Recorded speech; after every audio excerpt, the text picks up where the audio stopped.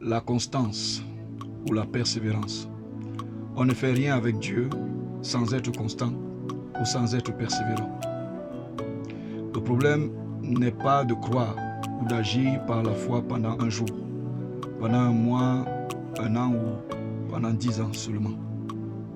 Mais c'est de croire toujours, de croire continuellement, sans cesse, ni relâchement. Amen. Car Jésus a dit ceci dans Jean chapitre 15, verset 7. Si vous demeurez en moi et que mes paroles demeurent en vous, demandez ce que vous voudrez et cela vous sera accordé. Demeurez. Le secret. Demeurez. Bien-aimés, c'est un défaut que les gens ont de ne prier que quand ils sont dans un problème. Alors que Dieu veut les entendre chaque minute durant toute leur vie. Dans Jacques chapitre 1, versets 6 à 8, on définit une personne qui doute en disant d'elle ceci. Il est inconstant dans toutes ses voies. Donc l'inconstance est caractérisée par le doute ou plus précisément par l'incrédulité. Quoi que tu fasses avec Dieu, pour Dieu ou selon Dieu, il faut être constant, persévérant. C'est la clé, c'est ça la clé, la constance et la persévérance. Et la solution pour y arriver réside dans deux choses, l'amour et la foi. Être constant, être persévérant en gardant l'amour de Dieu et en gardant la foi en Dieu. Shalom. C'est tout ceci qui explique bien la fidélité. Pour quelle raison devons-nous être constants et persévérants?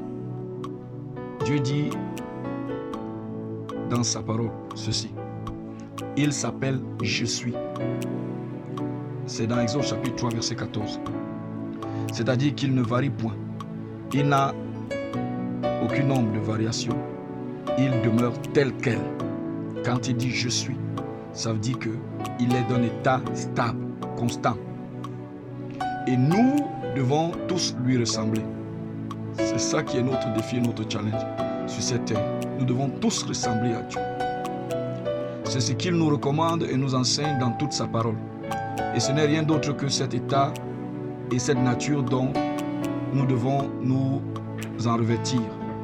Être constant, être régulier, être fidèle, demeurer et surtout persévérer. Alors dans ta prière, dans ta foi, dans ton obéissance, ton service, dans ta vie de sanctification, dans ton témoignage, demeure constant, bien-aimé. Ne te dénature plus.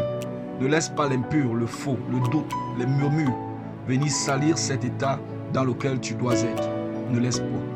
Dans 2 Timothée, chapitre 2, verset 13, l'apôtre Paul dit ceci, « Si nous sommes infidèles, il demeure fidèle, car il ne peut se régner lui-même. » C'est possible aussi que nous parvenions à ce que nous ne nous régnions plus. Et ça réside dans le caractère de Christ. Jésus a gardé une attitude jusqu'au bout. Il a appris l'obéissance par les choses qu'il a souffert et il a demeuré ainsi. Alors décide-toi et prends position pour Dieu maintenant.